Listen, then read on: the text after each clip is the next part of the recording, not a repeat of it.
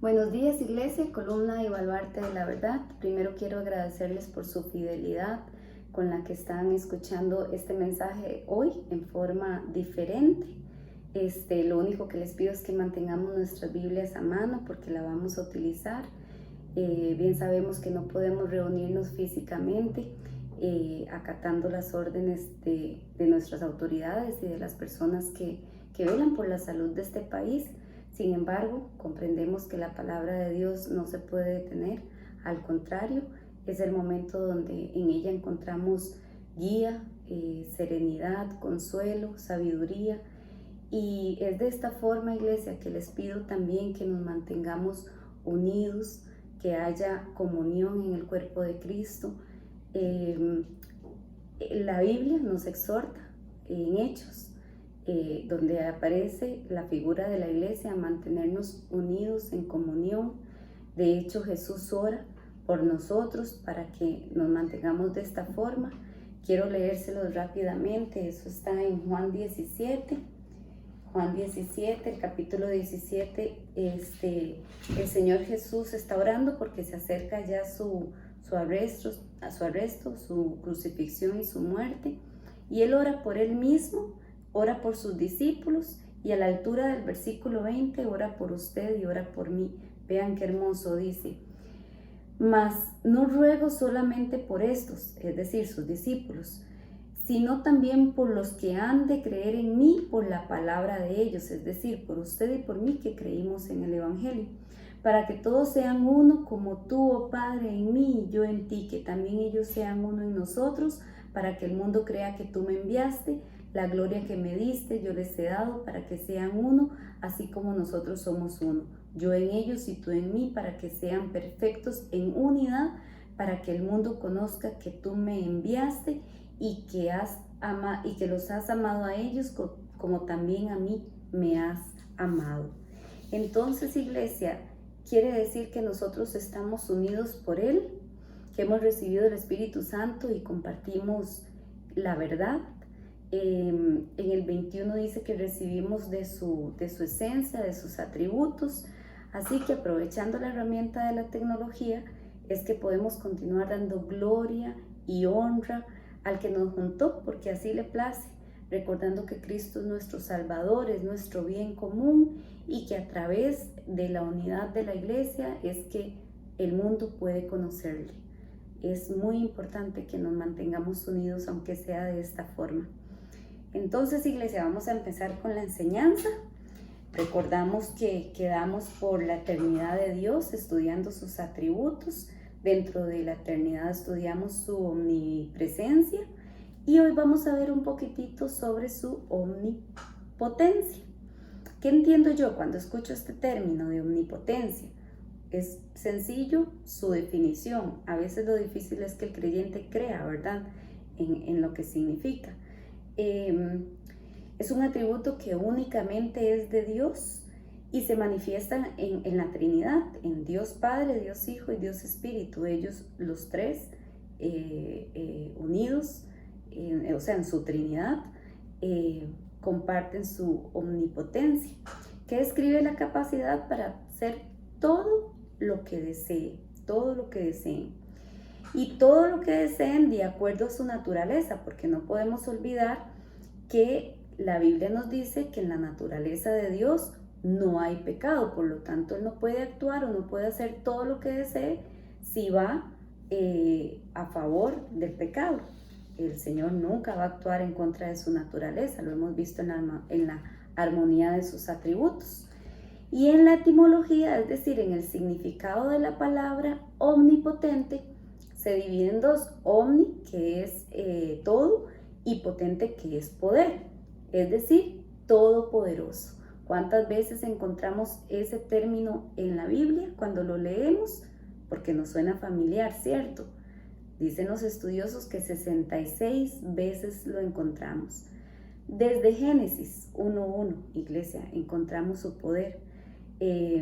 Si pensamos que Dios es el creador de todas las cosas, entonces es lógico que pensemos que tiene el poder sobre toda su creación hasta el día de hoy, ¿cierto? Porque hay quienes no lo creen. Muchos otros pasajes de la Biblia nos hablan de su máxima naturaleza todopoderosa. Por ejemplo, Job en el 42:2 nos dice: yo sé bien que tú lo puedes todo, que no es posible frustrar ninguno de tus planes. Qué bella declaración de poder bíblica, ¿verdad? Yo sé que tú lo puedes todo. Podemos nosotros decir que lo podemos todo. Dándole sustento bíblico al poder del Señor, podemos ver que Él lo reveló a Abraham, a Moisés, a Juan, a los creyentes. Abraham lo encontramos en Génesis 17:1, que dice: era Abraham de edad de 99 años cuando le apareció Jehová y le dijo: yo soy el Dios Todopoderoso, anda delante de mí y sé perfecto. A Moisés, en Éxodo 6:3, y aparecía a Abraham, a Isaac y a Jacob como Dios omnipotente, mas en mi nombre Jehová no me di a conocer a ellos. En otras traducciones dice el Shaddai, aquí en Éxodo 6:3, que podemos comprenderlo como omnipotente. Algunos dicen que la mejor traducción sería todo suficiente. También puede entenderse, por ahí leí una de sus traducciones, como el que sacia, el que sustenta, el que sostiene, que satisface a los suyos. Pero en cualquier definición, iglesia, que podamos ver su poder, podemos ver su poder absoluto sobre todas las cosas.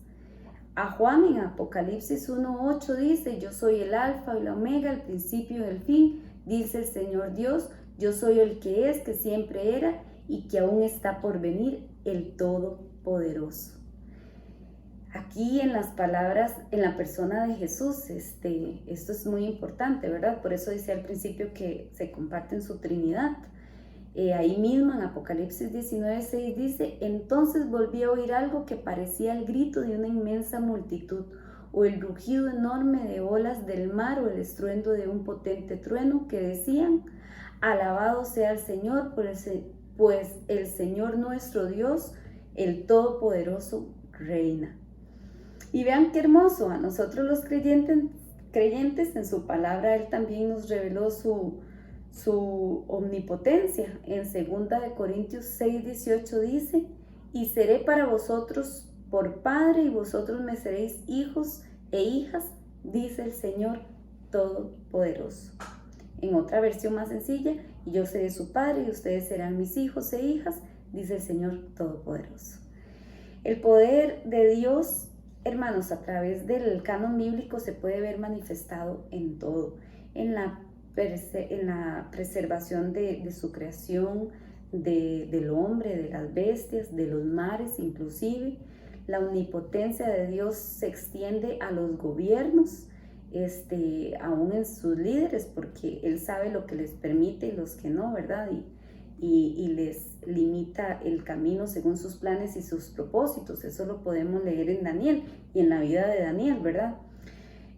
Su poder es sobre Satanás también y sobre sus demonios, no lo podemos olvidar. El ataque de Satanás sobre Job estuvo limitado por el poder ilimitado de Dios. El Señor le permitió solo ciertas acciones a la vida de Job. Y Jesús le recordó a Pilato que él no habría tenido ningún poder si no se le hubiera dado, si no se le hubiera concedido el Dios Todopoderoso. Eso está en Juan 19:11, eso es muy importante. Y aquí, iglesia, después de esta pequeña referencia bíblica que traigo realmente como un recordatorio porque sé que ningún creyente desconoce su poder total y absoluto, pero es importante que reflexionemos en eso, en su poder. Hoy precisamente es muy importante por lo que estamos atravesando, tantos creyentes como no creyentes. Sin embargo, hay un abismo, hay una gran diferencia en cómo lo puede vivir un no creyente o cómo podemos vivir nosotros esto que está sucediendo, iglesia, con creyentes del poder absoluto de un Dios total y absoluto y soberano, ¿cierto? Nosotros como cristianos siempre debemos de tener la mirada fija en nuestro Dios. Eso nos podría, a través de esta enseñanza, que nosotros, por eso lo uní con los atributos.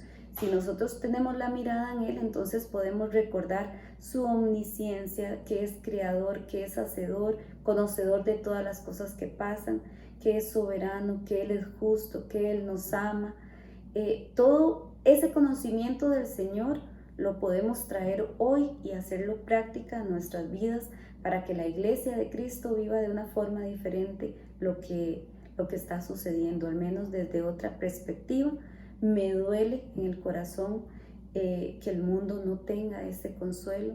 Oro y clamo al Señor, y es lo que debemos de clamar todos nosotros para que el mundo lo conozca.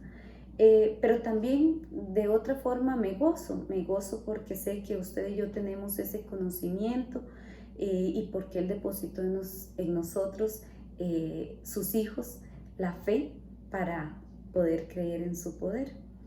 Vamos a detenernos en el Salmo 21 y hoy vamos a desgranarlo un poquitito, el Salmo 91, perdón. Sé que es muy conocido entre nosotros, sé que muchos lo conocemos de memoria, algunos también de una forma incorrecta lo mantienen abierto en sus camas o en sus salas, como si fuera un amuleto, como si por estar abierta la palabra nos va a cubrir o nos va a proteger de algo. En realidad lo que nos protege es hacerlo vida, conocerlo, interpretarlo a la luz de la propia palabra, como estamos acostumbrados a hacerlo siempre en nuestra congregación, buscar qué tiene que decir la Biblia de sí misma para poder comprenderlo de una forma correcta. Entonces pretendo que usted, iglesia, ponga el corazón, la mente, el alma, y podamos unir este capítulo 91 con todos los atributos que hemos aprendido, que conocemos del Señor, con una sola intención, con un solo objetivo, que es fijar nuestra esperanza correctamente en el Señor, es botar argumentos que vienen mal en el pueblo del Señor por un estudio malo, ¿verdad? Y sobre todo, iglesia, que podamos comprender que la confianza está en Él, sola y únicamente en Él. Este salmo, algunos comentarios bíblicos dice que no se le conoce autor, tampoco se le conoce en qué momento de la historia fue escrita. No se sabe si se le escribió a una sola persona o a una nación. Es poesía, así que nos invita a pensar como en un lugar secreto donde el Señor nos abriga, nos da cobertura, nos da protección, nos da calor. Vamos a leerlo. Salmo 91, morando bajo la sombra del Omnipotente. ¿Quién no lo ha leído, cierto? El que habita el abrigo del Altísimo morará bajo la sombra del Omnipotente. Diré yo a Jehová, esperanza mía y castillo mío, mi Dios en quien confiaré. Él te librará del lazo del cazador, de la peste destructora. Con sus plumas te cubrirá y debajo de sus alas estarás seguro. Escudo y adarga es su verdad. No temerás al terror nocturno, ni saeta que vuela de día, ni pestilencia que anda en oscuridad, ni mortandad que en medio del día destruya. Caerán a tu lado 1000 y 10,000 a tu diestra, mas a ti no llegará. Ciertamente con tus ojos mirarás y verás la recompensa de los impíos, porque has puesto a Jehová, que es mi esperanza, al Altísimo por tu habitación. No te sobrevendrá mal ni plaga tocará tu morada, pues a sus ángeles mandará acerca de ti, que te guarden en todos tus caminos. En las manos te llevarán para que tu pie no tropiece en piedra. Sobre el león y el áspid pisarás, hollarás al cachorro del león y al dragón. Por cuanto en mí ha puesto su amor, yo también lo libraré. Le pondré en alto por cuanto ha conocido mi nombre. Me invocará y yo le responderé. Con él Estaré yo en la angustia, lo libraré y le glorificaré, lo saciaré de larga vida y le mostraré mi salvación. Amén. Gracias, Señor, por este capítulo, y te pido que a través de tu Espíritu Santo nos guíe a comprenderlo, Señor, y a vivirlo. Iniciando, el que habita el abrigo del Altísimo morará bajo la sombra del Omnipotente. Es una gran verdad espiritual, iglesia, para el creyente que habita. Esa es la condición. Algunas versiones dicen que vive. No es lo mismo, iglesia, habitar que visitar. No es lo mismo morar que ir de visita, ¿cierto? Un día habito en él y otro día me cambio de vivienda. No se puede, ¿cierto? Hay que habitar siempre, siempre. Este abrigo del que habla es para todos aquellos que ponemos nuestra confianza en Él. Los que tenemos esa comunión podemos estar a salvo y gozar sobre todo de la serenidad mental, así el mundo se esté cayendo y así hayan tormentas y así estemos pasando dificultades familiares, porque estamos abrigados en el Altísimo. Todo el reflejo del Altísimo, todo el reflejo, una sombra, ¿verdad? Nos da a entender el versículo, de un ser omnipotente que tiene todo su poder, nos cubre, nos invade, dando como resultado vivir protegido y de la mejor forma. Spurgeon y otros sugieren 4 maneras en que las escrituras hablan de la sombra del Omnipotente. Dice la sombra de la roca, que se encuentra en Isaías 32:2, la sombra del árbol en Cantar de los Cantares 2:3, la sombra de sus alas en Salmos 63:7, la sombra de su mano en Isaías 49:2.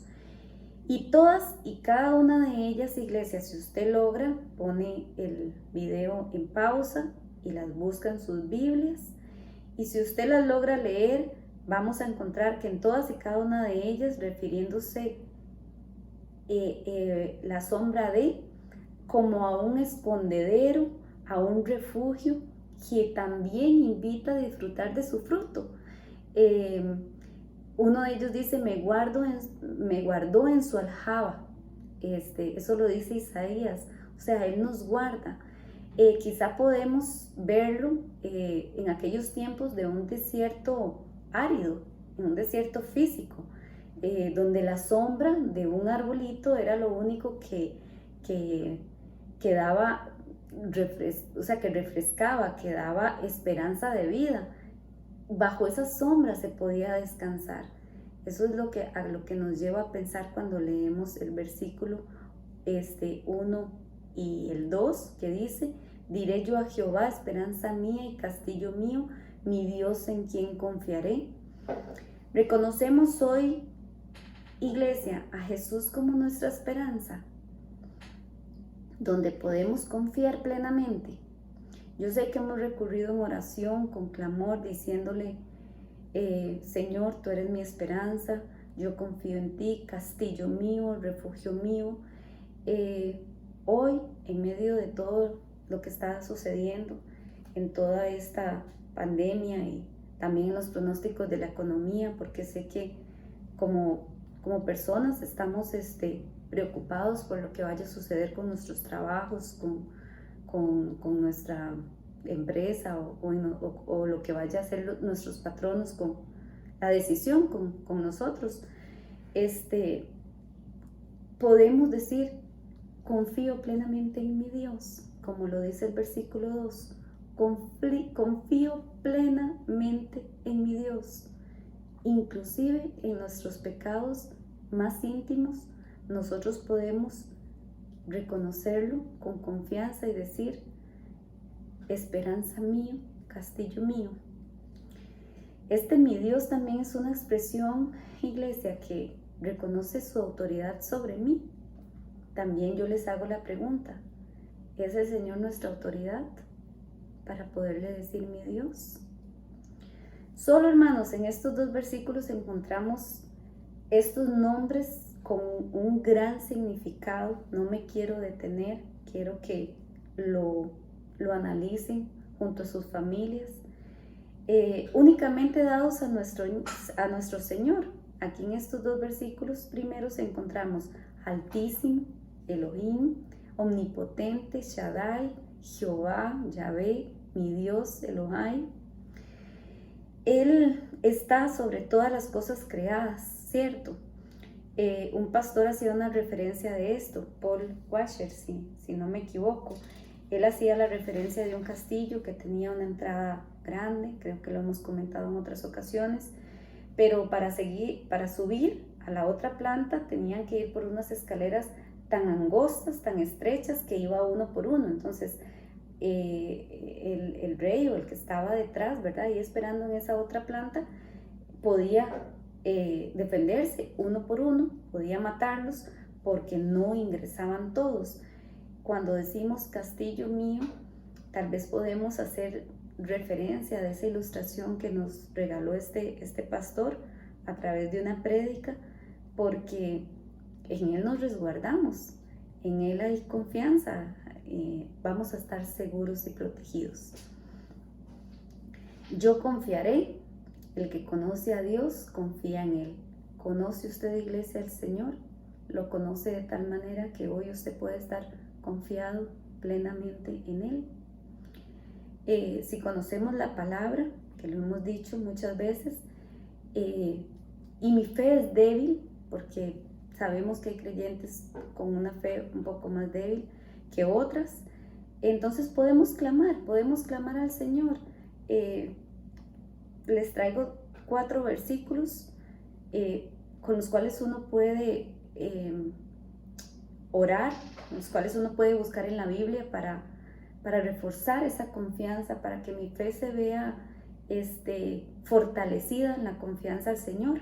Salmo 143:8 dice: por la mañana hazme saber de tu gran amor, porque en ti he puesto mi confianza. Señálame el camino que debo seguir, porque a ti elevo mi alma.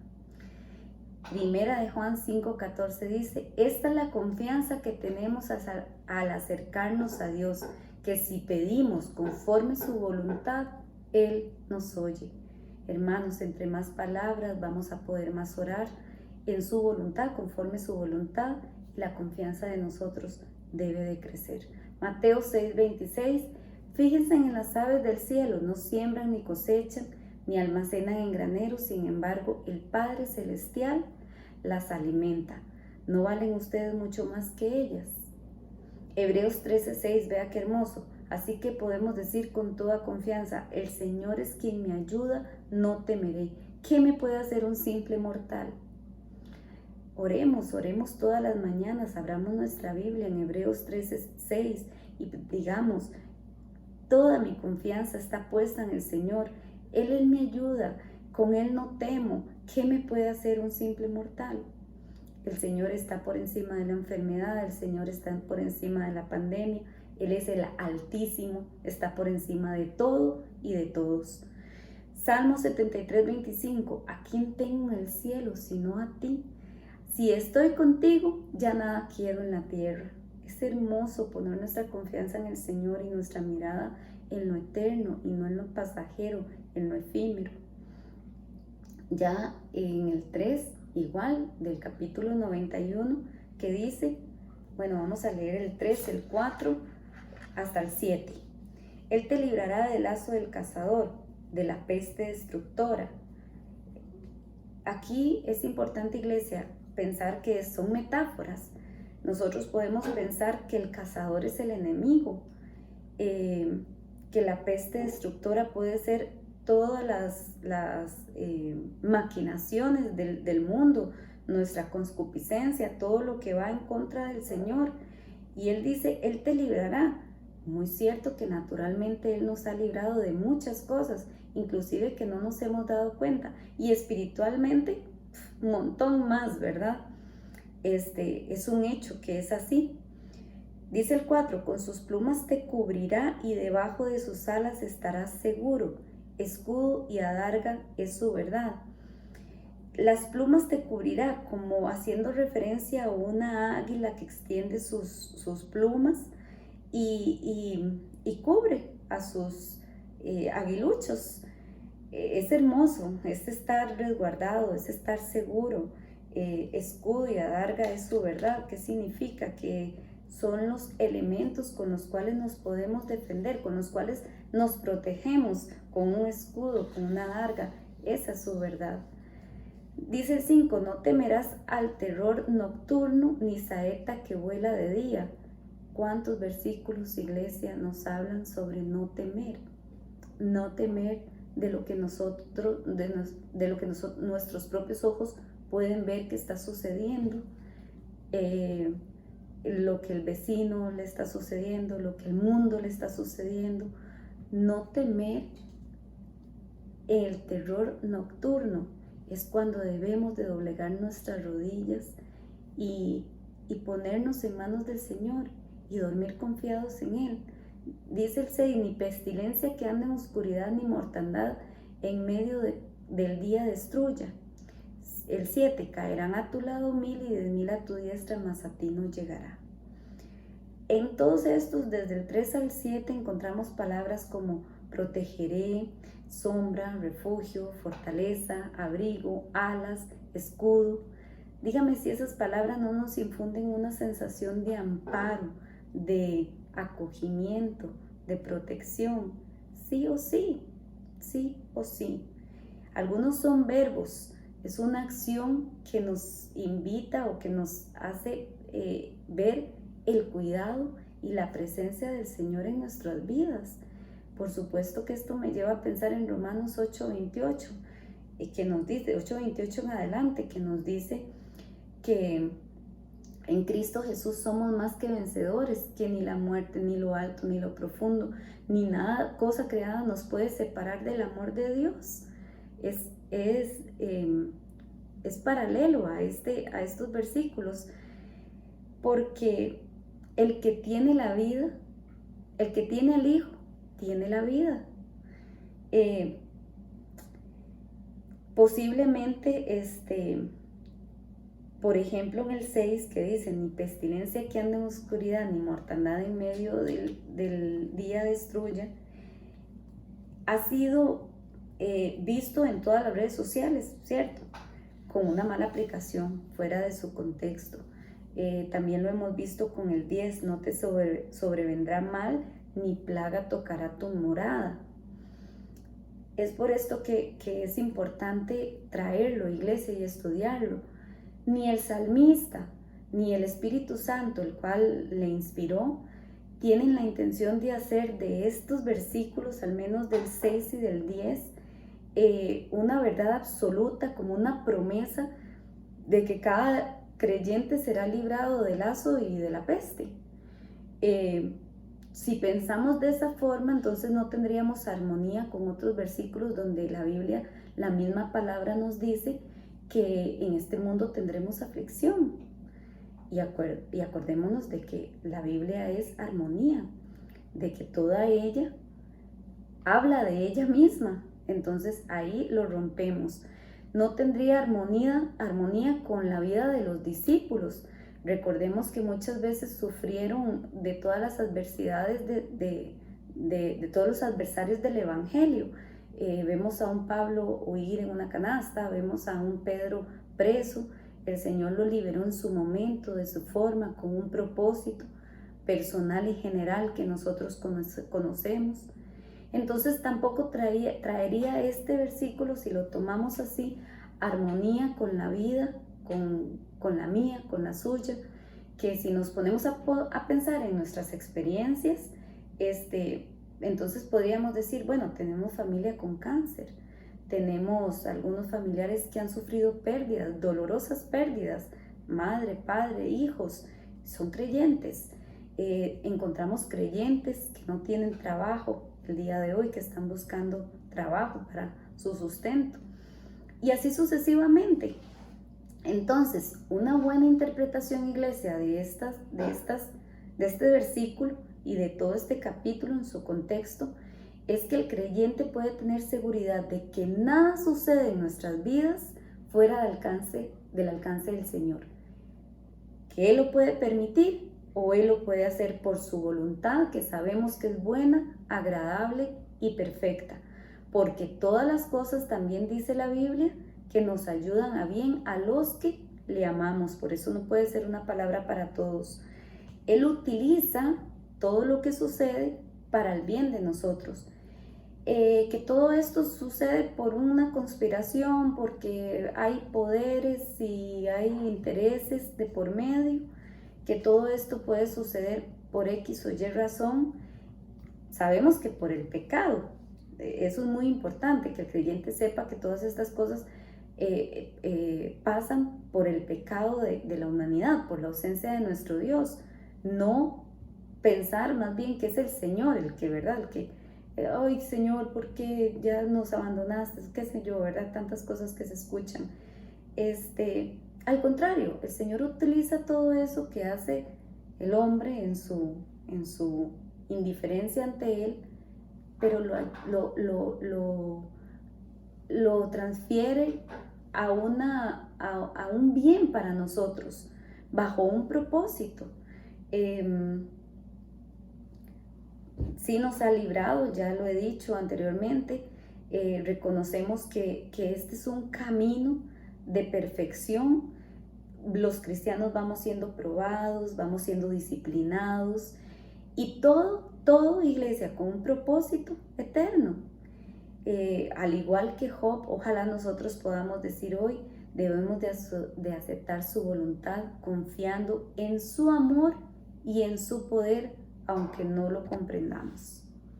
A partir del 8 al 11, leemos: ciertamente con tus ojos mirarás y verás la recompensa de los impíos. Este 8 me lleva a pensar en el Salmo 73, que usted también lo puede leer en su casa, donde Asaf ve que los impíos tienen de todo, no les pasa nada, no se enferman, están rebosantes, con mis propias palabras, están gorditos, ojos saltones, y él que es creyente, que se guarda, le suceden un montón de cosas, y al final el Señor le da el entendimiento al que nosotros debemos de llegar, la finalidad de esos impíos y el final de los justos, los que estamos justificados por medio de Jesucristo, porque dice Asaf: me comporté como una bestia al creer, y casi mi pie resbala. Verá la recompensa de los impíos, nosotros lo veremos. Léanse en el Salmo 73. Dice el 9: porque has puesto a Jehová, que es mi esperanza, al Altísimo por tu habitación. Igual que el versículo número 1, si nosotros habitamos, la esperanza la tenemos puesta en Él, y si hacemos del Altísimo, del Omnipotente, nuestra habitación, estamos más que resguardados. En palabras de Jesús, Jesús nos dice que el que le ama, el Padre y Él harán morada en nosotros. El 10 dice: no te sobrevendrá mal ni plaga tocará tu morada, pues a sus ángeles mandará cerca de ti, que te guarden en todos tus caminos. Bueno, sabemos que los ángeles están a disposición del Señor en todo momento, y ellos hacen y trabajan conforme el propósito del Señor. Por lo tanto, estaría mal que le oremos a un ángel. Le oramos al Señor, y el Señor en su grandeza, en su plenitud, sabe cómo poner a trabajar a sus ángeles. Y al igual que en el 10, que es como una repetición en los proverbios, para que nosotros podamos aclarar el punto, penetrar bien cuál es su significado, estos versículos siguen como repitiendo.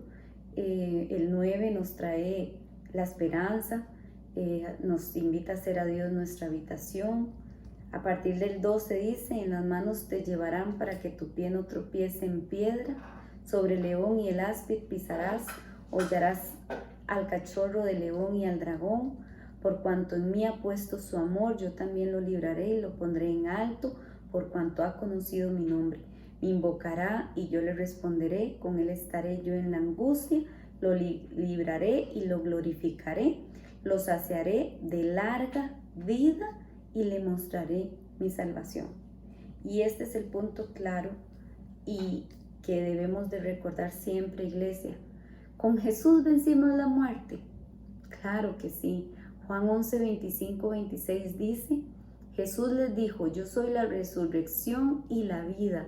El que cree en mí vivirá aunque muera, y todo el que vive y cree en mí no vivirá, no morirá jamás. ¿Crees esto? Ve al 16, devolvámonos. Lo saciaré de larga vida y le mostraré mi salvación.